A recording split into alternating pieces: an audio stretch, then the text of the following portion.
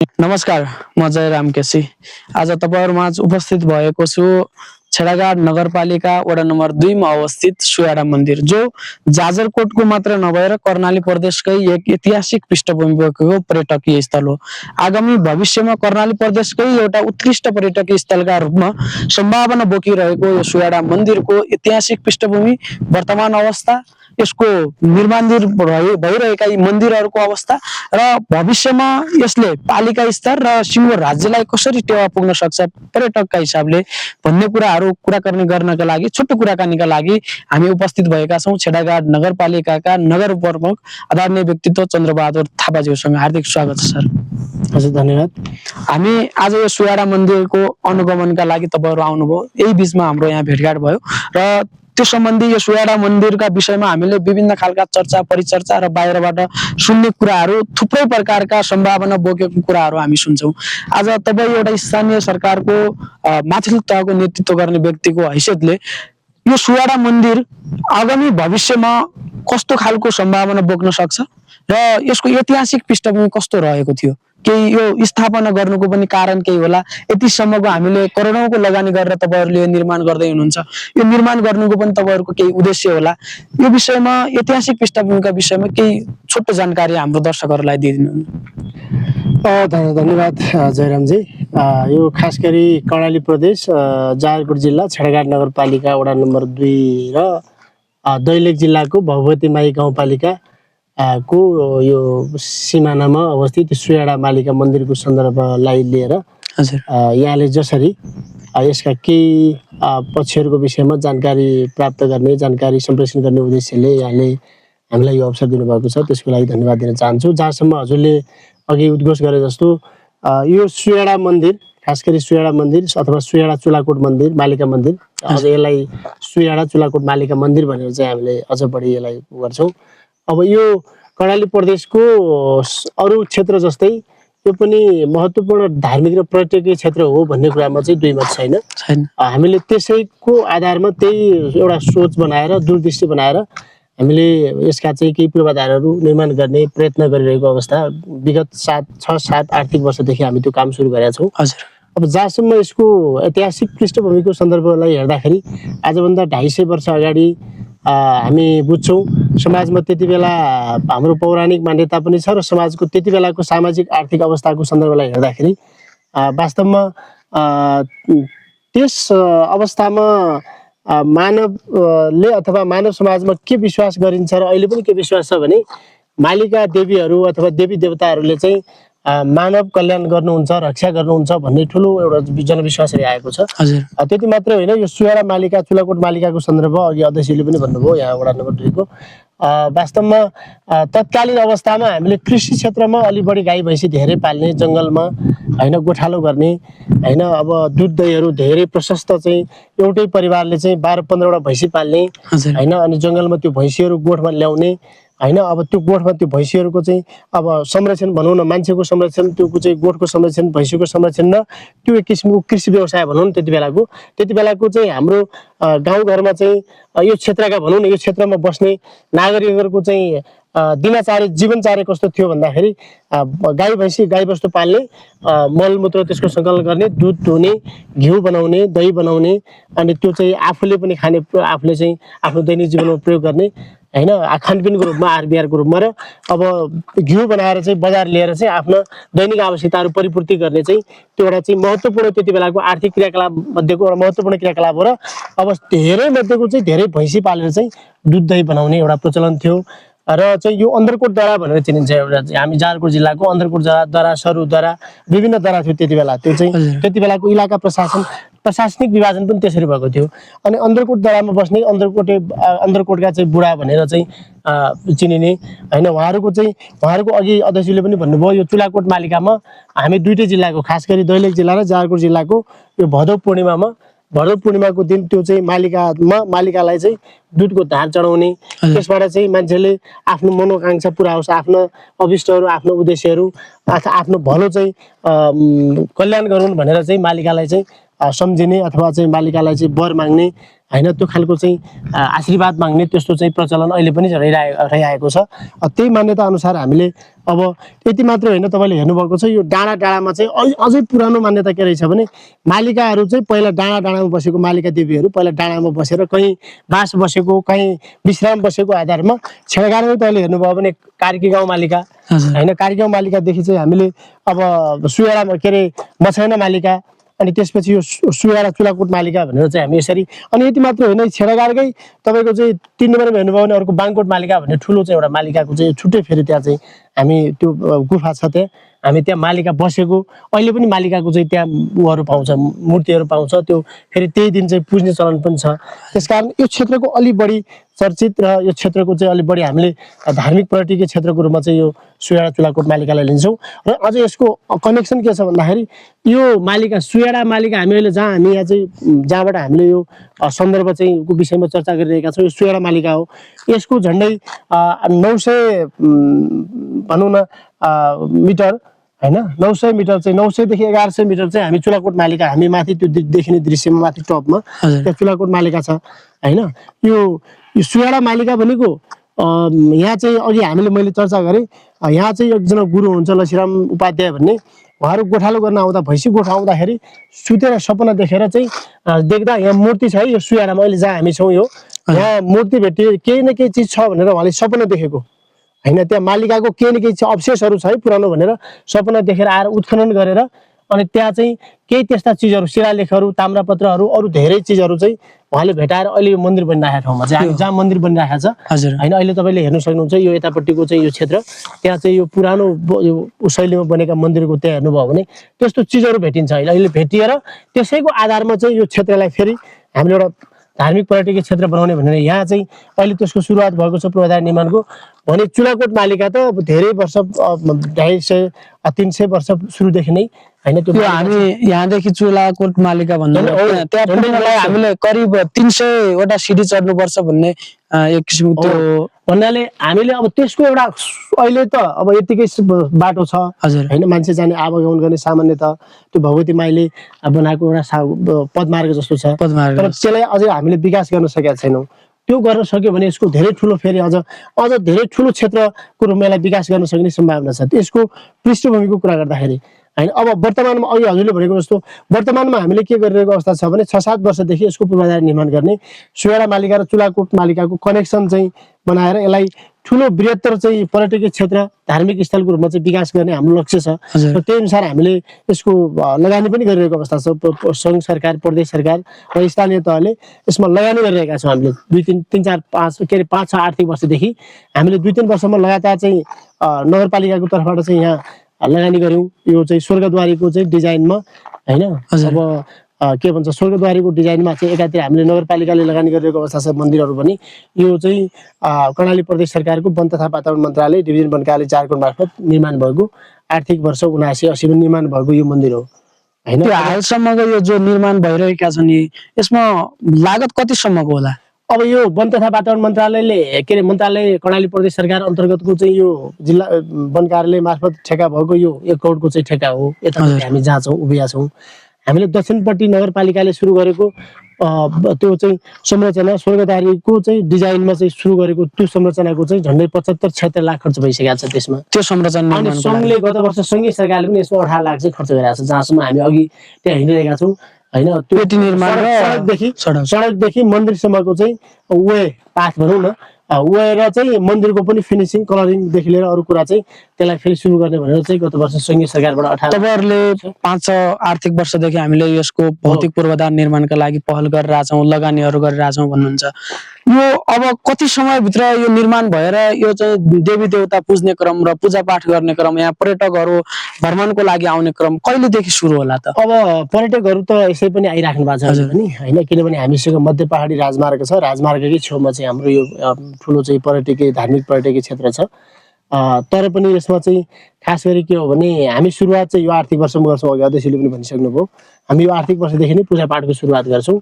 हामीले। तर के रहेछ भन्दाखेरि अब तपाईँले चाहिँ यो सन्दर्भ कोटाइसकेपछि वास्तवमा हामीले नगरपालिकाको तर्फबाट यसको झन्डै 3-3.5 करोडको डिपिआर तयार भएको छ यसको यो सुयाडा मन्दिर निर्माणको लागि 3 करोड 3.5 करोडको चाहिँ डिपिआर निर्माण भएको छ। हामीले 2-3 आर्थिक वर्षमा संघीय सरकार संस्कृति पर्यटन तथा नागरिक उड्डयन मन्त्रालयमा चाहिँ हामीले बेला बेला चाहिँ प्रस्ताव पेश गरेकै छौँ। अहिले पनि हामीले त्यहाँ चाहिँ राष्ट्रिय योजनाको प्रस्ताव पेश गरेका छौँ। तर समय कस्तो पर्छ भन्दाखेरि त्यो सरकार परिवर्तनको कारणले अरू कारणले चाहिँ सङ्घ सरकारको चाहिँ खास चाहिँ यसमा ध्यान पुग्न सकेको अवस्था छैन। अनि त्यो कारणले पर्याप्त बजेट नभएपछि हामीले सोचेको हामीले बनाएको सोच त कस्तो हो भने अझै हाम्रो बृहत्तर सोच छ। यसलाई यो क्षेत्रलाई यो धार्मिक पर्यटकीय क्षेत्रलाई विकास गरेर यसको आर्थिक सामाजिकदेखि लिएर चाहिँ यहाँको धार्मिक सांस्कृतिक कुरालाई चाहिँ हामीले संसारभरि नेपालभरि र संसारभरि प्रसार गर्ने उद्देश्यले हामीले कार्की गाउँ मालिका टु सुयाडा मालिकासम्मको सडकको चाहिँ विस्तार गर्ने यातायाततर्फ अनि हामीले यो चाहिँ सुयाडा मालिकादेखि चुलाकोट मालिकासम्मको 900-1100 मिटर जुन चाहिँ त्यो चाहिँ बाटो छ त्यो बाटोलाई चाहिँ के भन्छ पदमार्ग बनाएर त्यसलाई चाहिँ व्यवस्थित सिडी बनाएर त्यसलाई रेलिङ सहितको चाहिँ पदमार्ग निर्माण गर्ने भनेर चाहिँ हाम्रो प्रस्ताव छ, सोच छ हैन। अनि यो भित्र पनि हाम्रो चाहिँ जो हामीसँग यही प्राप्त भएको हाम्रो ढुङ्गाहरू सिलेटहरूको चाहिँ प्रयोग गरेर हामीले त्यसलाई चाहिँ हाम्रो प्राकृतिक स्वरूप दिने, यो मन्दिरको वरिपरिको यो चाहिँ वातावरणलाई पनि प्राकृतिक स्वरूप दिने, आज यसलाई नेचुरल के अरे प्राकृतिक रूपमा चाहिँ रमणीय बनाउने, व्यवस्थित बनाउने अथवा यहाँको यो चाहिँ विकास पनि अझै नेचुरल चाहिँ विकास नेचुरल प्राकृतिक अवस्थामा प्राकृतिक चाहिँ रूपमा यसलाई अझै व्यवस्थित गर्ने भन्ने उद्देश्यले हामीले यहाँ हामीसँग पर्याप्त सिलेटहरू छ, पर्याप्त सिलेट ढुङ्गाहरू छ होइन। त्यसलाई चाहिँ यहाँ त्यसलाई चाहिँ टाइलिङ गर्ने हैन। अनि त्यो चाहिँ हामीले त्यसलाई प्रवर्धन गर्ने हामी कर्णाली प्रदेश र नेपालभरि पनि त्यसको एउटा चाहिँ हामीले प्रसार गर्ने हैन। त्यति मात्रै होइन, फेरि हामीले मैले अगाडि भनेको पुरानो मान्यतालाई पनि चाहिँ हामीले यहाँ चाहिँ स्थापित गरेर जस्तो भैँसीहरू पाल्ने, पहिला चाहिँ भैँसी गोठालो गर्ने हैन। त्यति बेलाका चाहिँ हाम्रा बाजे बराजुहरू भनौँ न, हाम्रा चाहिँ पुर्खाहरू उहाँहरूको पनि त्यो चाहिँ उसलाई पनि अहिले चाहिँ यहाँ गौशाला बनाउने हैन, भैँसी खर्क बनाउने त्यस्ता खर्कहरू आधुनिक रूपमा चाहिँ तिनको विकास गरेर हामीले कृषिलाई पनि हैन, यसलाई पनि आधुनिकीकरण गर्ने हैन। धार्मिक कृषि र पर्यटकीय हैन गन्तव्यको रूपमा यसलाई चाहिँ यो सुयाडा मालिका सोया चुलाकोट मालिकालाई धार्मिक कृषि र पर्यटकीय एउटा चाहिँ गन्तव्यको रूपमा यसलाई विकास गर्ने चाहिँ हाम्रो लक्ष्य छ। किनभने यहाँबाट तपाईँले हेर्नुभयो भने यो सुयाडाबाट दैलेखको तपाईँको चाहिँ दैलेखको ज्वाला हैन, श्रीस्थान यहाँबाट तपाईँको चाहिँ 40 भन्दा झन्डै 50-52 किलोमिटर चाहिँ यहाँबाट चाहिँ त्यो दूरी छ। यो सुयाडाबाट अर्को चाहिँ महत्त्वपूर्ण कर्णाली प्रदेशको महत्त्वपूर्ण पर्यटकीय क्षेत्र, महत्त्वपूर्ण धार्मिक क्षेत्र अनि त्यो चाहिँ दैलेखको चाहिँ ज्वाला श्रीस्थान चाहिँ यहाँबाट चाहिँ 52 किलोमिटर झन्डै चाहिँ पर्छ भने यही बाटो भएर चाहिँ पर्यटकहरू अछाम हैन चाहिँ डोटी डडेलधुरा बाजुरा जाने र यही बाटो भएर चाहिँ हामी रारा जाने, मुगु रारा अझै कर्णाली प्रदेशको अर्को महत्त्वपूर्ण चाहिँ तपाईँको चाहिँ त्यो क्षेत्र हैन, महत्त्वपूर्ण चाहिँ पर्यटकीय क्षेत्र भनौँ न, त्यो पर्यटकीय राराताल घुम्न जाने पनि इलाम पाँचथरदेखि चाहिँ पर्यटकहरू चाहिँ यही बाटो भएर चाहिँ उहाँहरू रारा जाने, तपाईँको चाहिँ मुगुको रारा जानेदेखि लिएर यहाँ चाहिँ श्रीस्थान ज्वाला जाने यो बाटो यो वे भएको यो सबै क्षेत्रबाट यो बिचैमा भयो। यो दैलेख श्रीस्थान जो कर्णाली प्रदेशको महत्त्वपूर्ण पर्यटकीय स्थल हो। अब नेपालकै भन्दा पनि विश्वको एक किसिमको फरक परिभाषा बोकेको रारा लेकमा पनि यहीँदेखि यात्रा गर्ने भन्ने कुरा तपाईँले जानकारी दिनुभयो। त्यो गर्दै गर्दाखेरि हामीले यसलाई व्यवस्थित गर्न सक्यौँ, यसलाई सबैको आस्थाका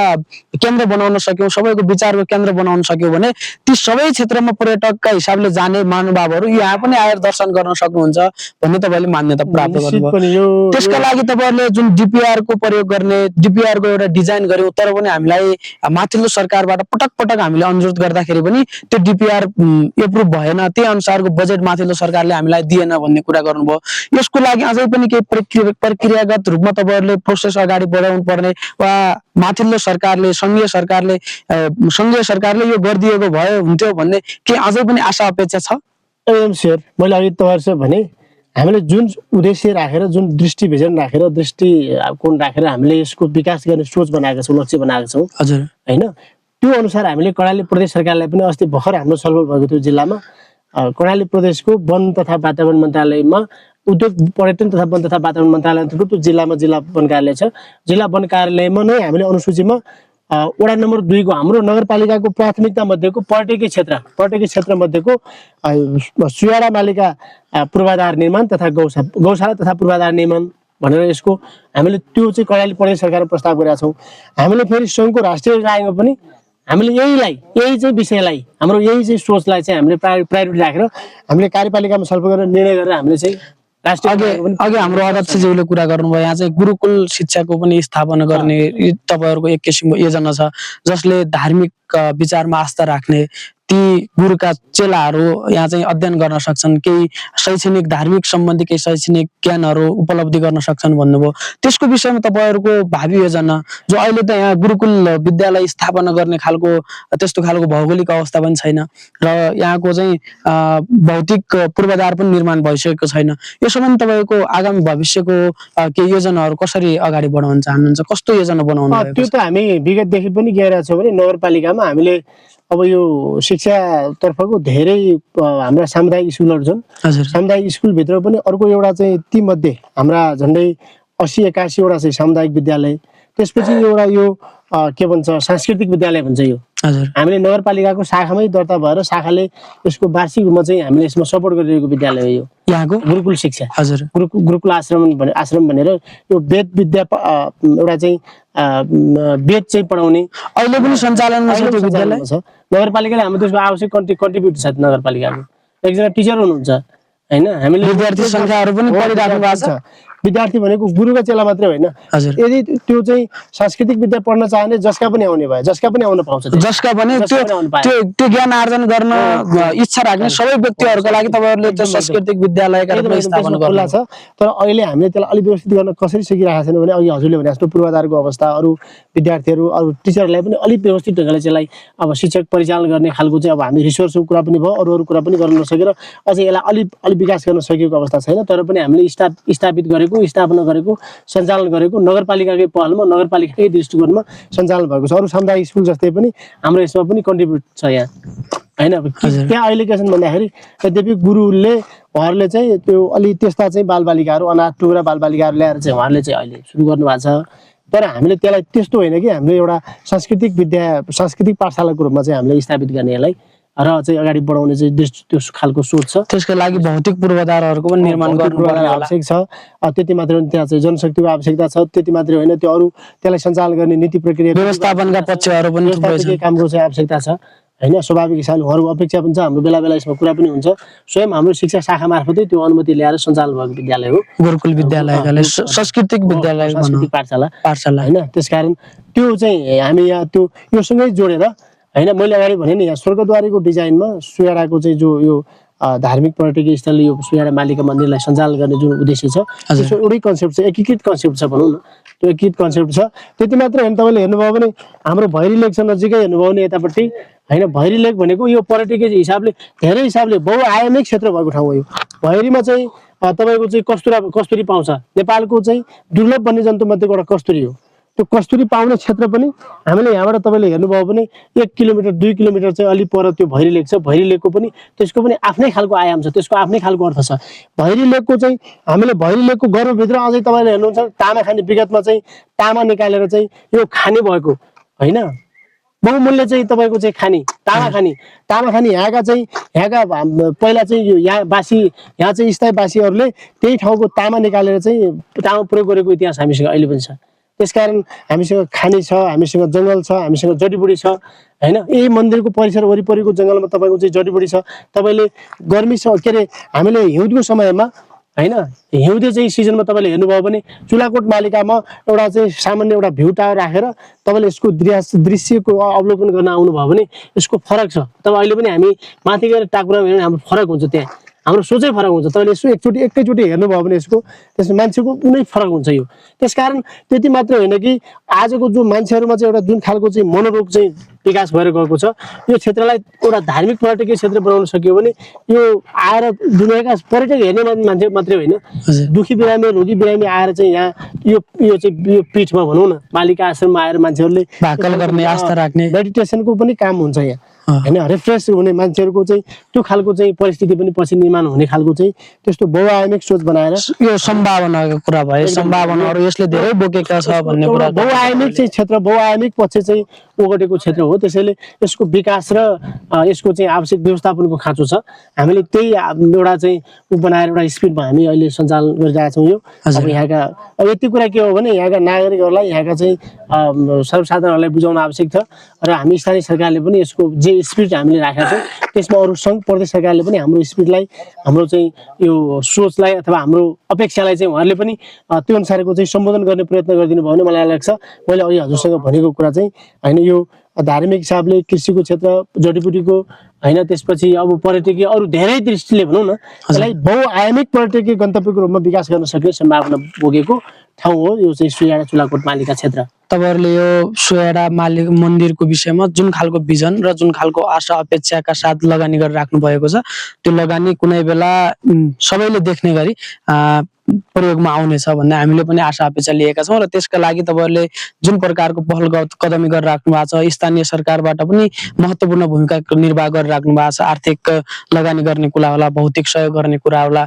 प्राविधिक सहयोग गर्ने कुरा होला, त्यसमा पनि तपाईहरुको महत्त्वपूर्ण भूमिका देखिन्छ। अब यो सुयाडा मन्दिरको विषयमा जो आज हामी सन्दर्भ समयमा कुरा गरिरहेका छौँ यो मन्दिर छिटै सञ्चालनमा आओस् र त्यसमा चाहिँ पर्यटकहरू छिटै यहाँ अहिले जुन अवस्थाका पर्यटकहरू आउनुहुन्छ त्योभन्दा फरक तरिकाबाट यहाँ पर्यटकहरू